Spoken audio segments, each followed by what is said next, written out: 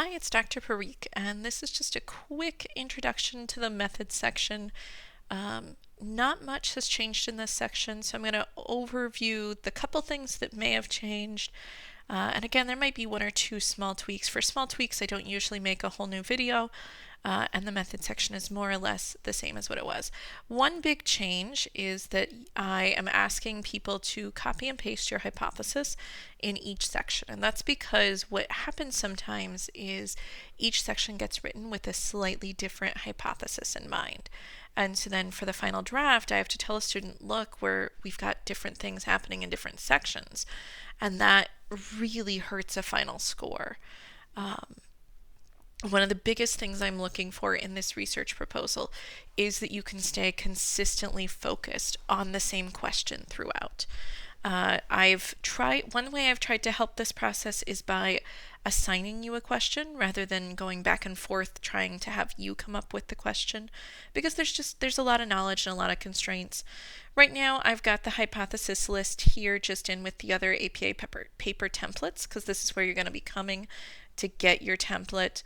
And right now I've got it with a bunch of asterisks trying to get it to make sense. I think what I'll probably do, I might replace this with a sheet instead if it seems like that's an easier way to get things. But I'll probably bookmark each class section and then have people's names alphabetically by last name with their hypothesis. So my goal is to just have a master list. If you are interested, if you want to change something about the hypothesis that I assign you, I strongly suggest either emailing me or meeting with me in office hours, because I want to make sure that whatever you change it to is going to work for you for the assignment. Because there's a lot of things that we're juggling. One other thing that I've done, you might see I've kind of tweaked some of my language over time, and I am continually trying to improve. So the expectation is that you're going to just use 100 participants unless you have a strong reason to use a different one. One that's really important is to make sure this is something you are making up to address your hypothesis. Because every semester I get one or two people who thought that they were supposed to write up one of their articles.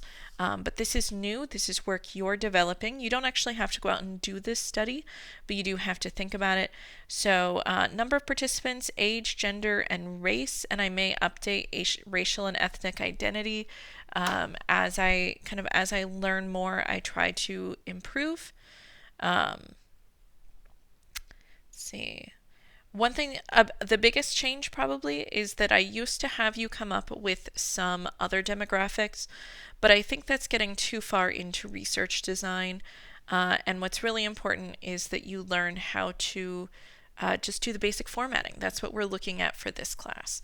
So I'm trying to peel back too much about research design and instead focus on just what you need for this.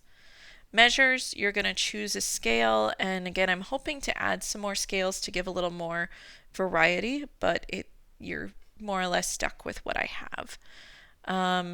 This scale is the post-traumatic checklist for civilians. It's looking at trauma, and then procedures. I think all of that is fairly similar. But there's just a couple things that I've simplified in the form here. So if there's something in the video, I think I had some other things here under participants that was really getting into very detailed research methodology that you all don't have the background for. You're not expected to, and I want to stay focused on teaching what I teach best in this class. I think that's pretty much all you need to know. So like most things, you'll do an outline, and then you will, so for the scale, let me remind you where to find this. I probably show it to you in other places, but under measures, and the scale already has all the information you need. I might simplify this a little bit as well, because again, I think I get a little more detailed than you need for this class sometimes. So you already have more or less an outline for the measure. So I have you go ahead and just put it into a paragraph. As a reminder, your measure is going to be an established scale that someone else has come up with and has published all of the psychometrics, all of the measurements on how this scale works. We don't just throw a bunch of questions at the wall and see what sticks in the middle of a bigger study. We if you do just tack on extra questions, that's usually something that's kind of an extra thing that you're looking at in addition to the real stuff you're studying. All right, I think that's what you need for now. Again, if there's any huge changes, I'll update the videos, but otherwise things are pretty straightforward. Take care. Bye-bye.